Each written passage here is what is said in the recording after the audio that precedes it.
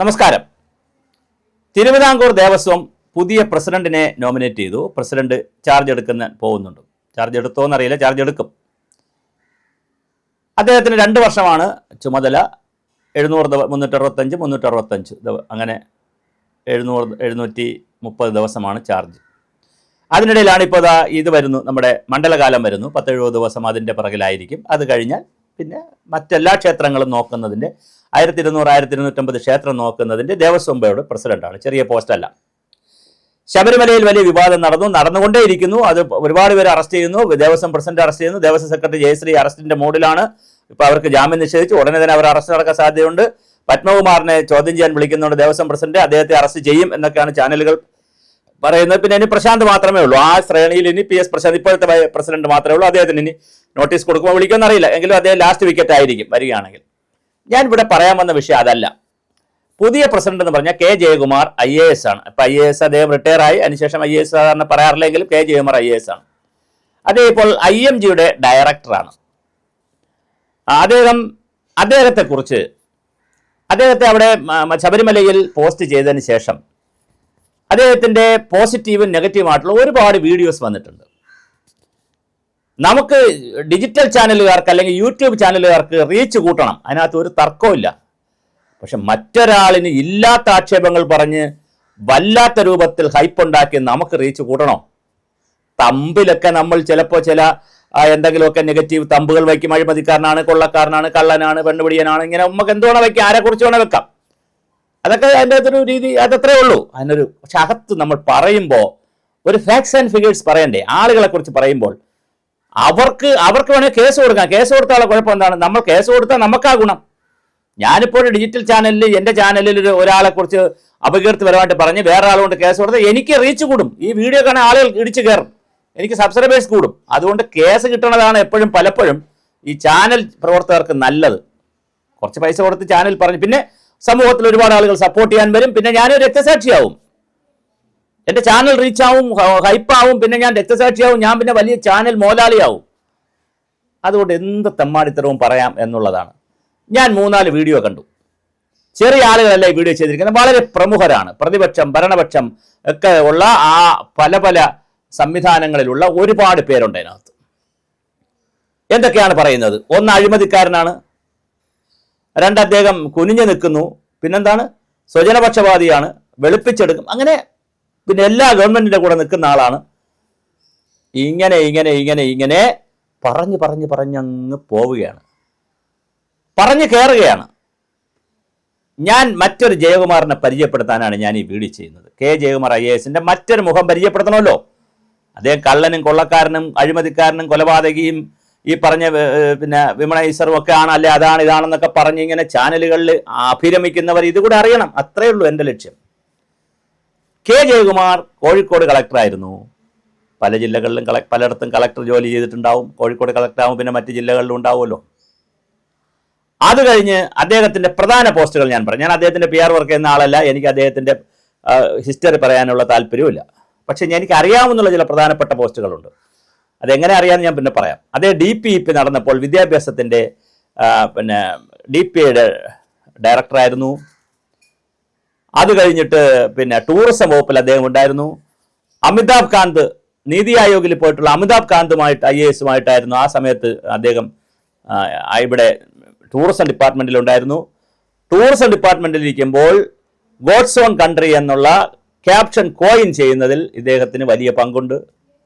ഒരുപക്ഷെ ബാക്കി പല ആളുകളും തമ്മിൽ ചർച്ച ചെയ്തുമൊക്കെ ആയിരിക്കും ഒരു വിഷയം വരുന്ന. ഒരു കോയിനേജ് ചെയ്ത ഒരു സാധനത്തെ കോയിൻ ചെയ്തെടുക്കുന്ന ഒരുപാട് ആളുമായിട്ട് ചർച്ച ചെയ്തിട്ടായിരിക്കും. പക്ഷെ അത് വിഷ്വലൈസ് ചെയ്യുന്നതിൽ ഗോഡ്സ് ഓൺ കൺട്രി എന്ന് പറയുന്നതിലും അതിന് മുമ്പേ അപ്പം ചോദിക്കും, നെതർലാൻഡ്സിൽ അങ്ങനെ ഒരു പറയുന്നുണ്ട്, സ്വിറ്റ്സർലൻഡിലോ മറ്റോ അങ്ങനെ പറയുന്നുണ്ട്, പല രാജ്യങ്ങളിലും ഗോഡ്സ് ഓൺ കൺട്രി എന്ന് പറയുന്നുണ്ട്. പക്ഷെ കേരളത്തിനൊരു ഗോഡ്സ് ഓൺ കൺട്രി ടൂറിസത്തിനൊരു സിമ്പൽ ഐക്കണാക്കി കൊടുക്കുന്നതിൽ വലിയ പങ്ക് വഹിച്ചിട്ടുണ്ട്. അന്തർ സംസ്ഥാന നദീജല കരാറുകളുമായി ബന്ധപ്പെടുത്തിയിട്ടുള്ള ഒരുപാട് കാര്യങ്ങൾ ചെയ്യുന്നതിൽ ഇദ്ദേഹം മുഖ്യ പങ്ക് വഹിച്ചിട്ടുണ്ട്. പിന്നെ അദ്ദേഹത്തിന്റെ മറ്റൊരു കാര്യം, അദ്ദേഹം ജലവകുപ്പ് അഡീഷണൽ ചീഫ് സെക്രട്ടറി ആയിരുന്നു. അപ്പോഴാണ് എനിക്ക് പരിചയം, എൻ്റെ ബന്ധവും അപ്പോഴാണ്. കേരളത്തിൽ ആദ്യമായും അവസാനമായും നാളിതുവരെ, കേരളത്തിന്റെ ചരിത്രത്തിൽ നാളിതുവരെ 2008 ഒരു ജലനയം ഉണ്ടാകുന്നത്. അതിനുശേഷം ജലനയം ഇതുവരെ പുതുക്കിയിട്ടുമില്ല. 5 വർഷത്തിൽ പുതുക്കേണ്ടതാണ്. 13, 18, 23. അപ്പോൾ 3 പ്രാവശ്യം ജലനയം പുതുക്കേണ്ട സമയങ്ങൾ ഇതുവരെ പുതുക്കിയിട്ടില്ല.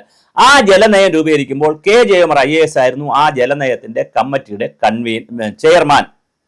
ഞാൻ അതിന്റെ കൺവീനറായിരുന്നു. ഞാൻ അന്ന് ജലവകുപ്പിൽ ജോലി ചെയ്യുന്ന ആളാണ്, ഡയറക്ടറായിട്ട്. ഞാൻ അതിന്റെ കൺവീനറായിരുന്നു. ഡോക്ടർ ജോർജ് ചാക്കച്ചേരി അദ്ദേഹം ജീവിച്ചിരിപ്പുണ്ട്. അദ്ദേഹം CWRDMന്റെ നെയ്യാറ്റിൻകര സബ് സെന്ററിലെ ഹെഡ് ഇൻചാർജ് ആയിരുന്നു. Doctor Ajaykumar Varma centre for estate സ്റ്റഡീസിനും ശുചിത്വ മിഷനിലൊക്കെ ഉണ്ട്. ഞാൻ ഈ പേരുകൾ പറയുന്നത് ഇതിൻ്റെ അകത്തൊരു ഡേറ്റയുടെ ആധികാരികതയ്ക്ക് വേണ്ടിയിട്ടാണ്, അല്ലെ ആളുകളെ പരിചയപ്പെടുത്താനല്ല. ഡോക്ടർ അജയ്കുമാർ വർമ്മയുണ്ട്. അവരൊക്കെ വലിയ സംഭാവന ചെയ്തിട്ടാണ് ആ ജലനയം ഉണ്ടാകുന്നത്. അവരെല്ലാം വലിയ സംഭാവന ചെയ്തവരാണ്. പിന്നെ ഇറിഗേഷൻ ഡിപ്പാർട്ട്മെന്റിലെ ഉദ്യോഗസ്ഥർ, CWRDMലെ ആളുകൾ, പിന്നെ വാട്ടർ അതോറിറ്റിയിലുള്ളവർ, ജലനിധിയിലുള്ളവർ, പിന്നെ പല വകുപ്പ്, പിന്നെ ground water department, central ground water, CGW, ഇങ്ങനെ വലിയൊരു സംഘത്തിന്റെ എഫർട്ട്. ഞാൻ അതിന്റെ കൺവീനറായിരുന്നു. അന്ന് VS അച്യുതാനന്ദനാണ് മുഖ്യമന്ത്രി. NK പ്രേമചന്ദ്രൻ ഇടതുപക്ഷത്തിലെ ജലവകുപ്പ് മന്ത്രിയാണ്. ചരിത്രത്തിലാദ്യമായി കേരളത്തിൽ അങ്ങനെ ഒരു ജലനയം കൊണ്ടുവന്നു. അത് ഇംഗ്ലീഷിലും മലയാളത്തിലും ടൈപ്പ് ചെയ്തു, ബുക്കാക്കി. അത് അസംബ്ലിയിൽ കൊണ്ടുവച്ച് 140 MLA മാർക്കും അതിനെക്കുറിച്ച് വലിയ ഒരു പരിപാടി നടത്തി. വളരെ ഗംഭീരമായിട്ടുള്ള കുറേ കാര്യങ്ങൾ അന്ന് ചെയ്തു. അന്ന് ഇദ്ദേഹം അഡീഷണൽ ചീഫ് സെക്രട്ടറിയാണ് വാട്ടർ റിസോഴ്സ് ഡിപ്പാർട്ട്മെൻറ്റ്. പിന്നെയാണ് ഹോമിൻ്റെ അഡീഷണൽ ചീഫ് സെക്രട്ടറി ആകുന്നു. അത് സ്വാഭാവികമായിട്ടും മുകളിലേക്കുള്ള വളർച്ചയാണ്. പിന്നെ ചീഫ് സെക്രട്ടറി ആവുന്നു. ചീഫ് സെക്രട്ടറി ആയതിനു ശേഷം മലയാള സർവകലാശാലയുടെ സ്പെഷ്യൽ ഓഫീസറായിട്ട് പോകുന്നു.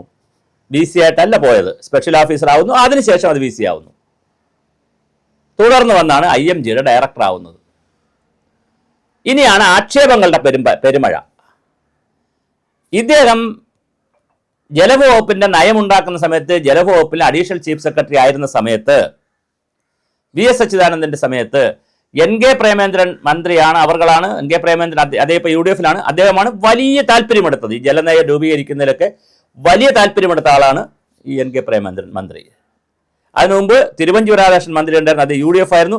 അദ്ദേഹവും നല്ല താല്പര്യം എടുത്തിരുന്നു. അതിനു മുമ്പ് TM ജേക്കബും താല്പര്യം എടുത്തിരുന്നു. അപ്പോൾ TM ജേക്കബും നല്ല താല്പര്യം എടുത്തിരുന്നു. പക്ഷേ അദ്ദേഹത്തിന്റെ കാര്യത്തിൽ അത് മെറ്റീരിയലൈസ് ചെയ്തില്ല. ഇതിലെല്ലാം ഞാൻ ഇൻവോൾവ്ഡ് ആണ്. അതുകൊണ്ടാണ് ഞാൻ ഈ പറയുന്നത്. ഈ കാര്യങ്ങളിലെല്ലാം ഞാൻ ഇൻവോൾവ്ഡ് ആണ്. തിരുവഞ്ചൂർ രാധാകൃഷ്ണൻ സാറിന്റെ കാലത്തും നല്ലൊരു ശ്രമം നടത്തി. പക്ഷേ അവസാനം അത് മെറ്റീരിയലൈസ് ചെയ്തില്ല. അത് പ്രിന്റ് ചെയ്ത് പുറത്തു വന്നില്ല. പക്ഷേ വീണ്ടും അതിനെ വളരെ വലിയ തോതിലുണ്ടാക്കിയ വലിയ ജനകീയ ചർച്ചകളൊക്കെ നടത്തി വളരെ വലിയ രീതിയിലേക്കുള്ള വലിയ മനോഹരമായ ജലനയം കൊണ്ടുവന്നത് NK പ്രേമചന്ദ്രൻ അവരുടെ കാലത്താണ്. അന്ന് ഇപ്പൊ ആക്ഷേപം പറയുന്ന പല ചാനലിന്റെയും മേധാവികൾ, അല്ലെങ്കിൽ ഡിജിറ്റൽ യൂട്യൂബർമാരോ യൂട്യൂബ് മേധാവികളോ ഗവൺമെന്റിലുണ്ട്. ഞാൻ ആരെയും പേര് പറയാം, എനിക്കത് ഇഷ്ടമല്ല. വ്യക്തികളെ പറഞ്ഞങ്ങനെ അധിക്ഷേപിക്കുന്നത് ഇഷ്ടമല്ല. അവർ ഗവൺമെന്റിലുണ്ട്, VS അച്യുതാനന്ദന്റെ കൂടെ ഉണ്ട്. അപ്പൊ അങ്ങനെയുള്ള ആളുകൾ. അപ്പൊ അത് കഴിഞ്ഞിട്ടാണ് അദ്ദേഹം IMGയുടെ ഡയറക്ടറായത്. എന്താണ് ആക്ഷേപങ്ങൾ? 1, 2, 3. നമ്മൾ വ്യക്തികളെ അങ്ങോട്ട് പറഞ്ഞങ്ങ് നശിപ്പിച്ചു കളയരുത്. നമുക്ക് ഗവൺമെന്റിനോട് ശത്രുത ഉണ്ടാവും. ഗവൺമെന്റ് നമുക്ക് ഇഷ്ടമല്ലാത്ത ഗവൺമെന്റ് ആയിരിക്കും, നമ്മുടെ രാഷ്ട്രീയമായിരിക്കത്തില്ല. പക്ഷെ നമ്മൾ വ്യക്തി തേജോബലം പാടില്ലല്ലോ. ഒന്ന്, അദ്ദേഹം അഴിമതിക്കാരനാണ്.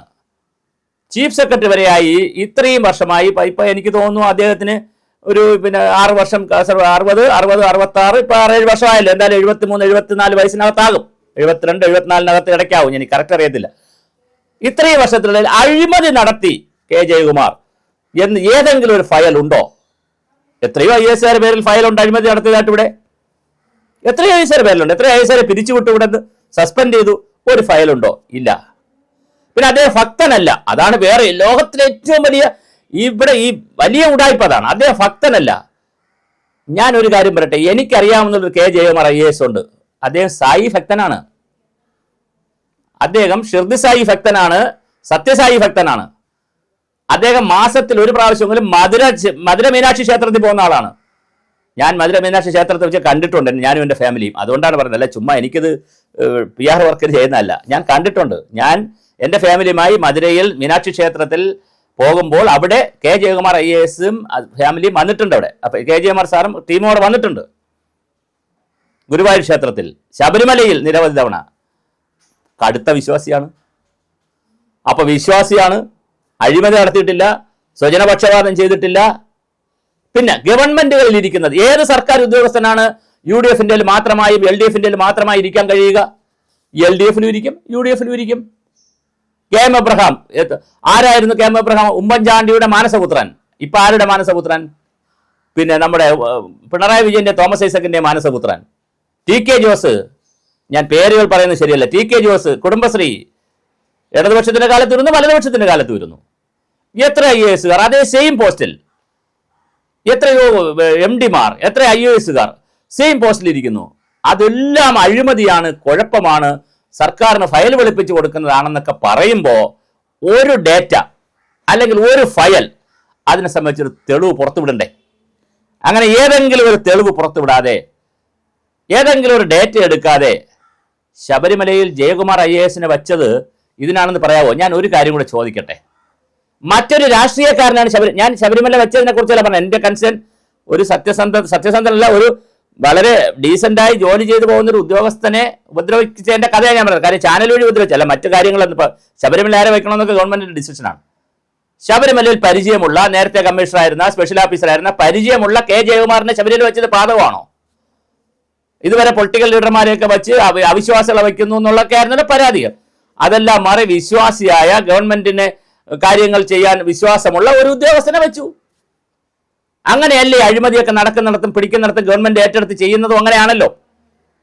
ഒരിടത്ത് അഴിമതി നടന്നാൽ, കുഴപ്പം നടന്നാൽ ആ സ്ഥാപനത്തെ കറക്റ്റ് ചെയ്യാൻ വേണ്ടി ഏതെങ്കിലും ഉദ്യോഗസ്ഥനെ തന്നെയാണല്ലോ വയ്ക്കുന്നത്. ഇപ്പൊ സഹകരണ സംഘത്തിൽ അഴിമതി നടന്നാൽ രജിസ്ട്രാർ അല്ലേ ടേക്കപ്പ് ചെയ്യുന്നത്? രജിസ്ട്രാർ ടേക്കപ്പ് ചെയ്ത്, ഡിസ്ട്രിക്ട് രജിസ്ട്രാർ ടേക്കപ്പ് ചെയ്താൽ പറ്റില്ലേ, സ്റ്റേറ്റ് രജിസ്ട്രാർ ടേക്കപ്പ് ചെയ്യൂല. അങ്ങനെയല്ലേ ഭരണം വരുന്നത്.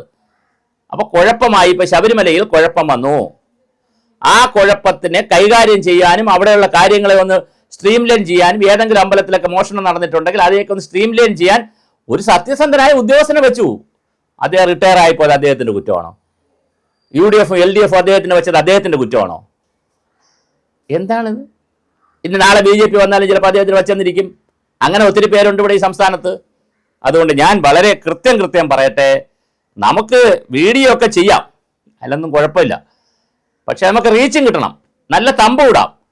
പക്ഷെ ആളുകളെ ഡീമോട്ടിവേറ്റ് ചെയ്യുന്ന, അവരെ അപകീർത്തിപ്പെടുത്തുന്ന കാര്യങ്ങൾ ഇട്ടാൽ അവർ കേസ് കൊടുക്കാത്തിടത്തോളം കാലം ഓൺ സൈഡ് ആയിരിക്കും. ഇത് അങ്ങനെ ഒരു ഗുണമുണ്ട്. ഇനി കേസ് കൊടുത്താലും ഗുണം നമുക്കാണ്, അവർക്കല്ല. അവർ കേസ് പറയും, ചിലപ്പോൾ നമ്മൾ ജയിലിൽ കിടന്നാലും നമുക്കൊരു വീരോചിതമായ സ്വീകരണം സമൂഹം തരും. കാരണം സമൂഹം നിൽക്കുന്നത് മറ്റൊരു തലത്തിലാണ് എന്ന് നമ്മൾ തിരിച്ചറിയണം.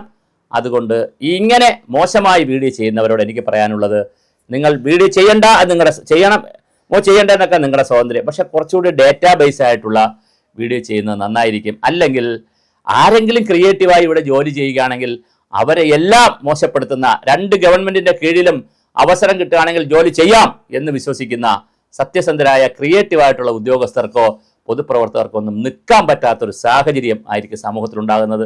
അത് സമൂഹത്തോട് ചെയ്യുന്ന വലിയൊരു പാതകമാണ്.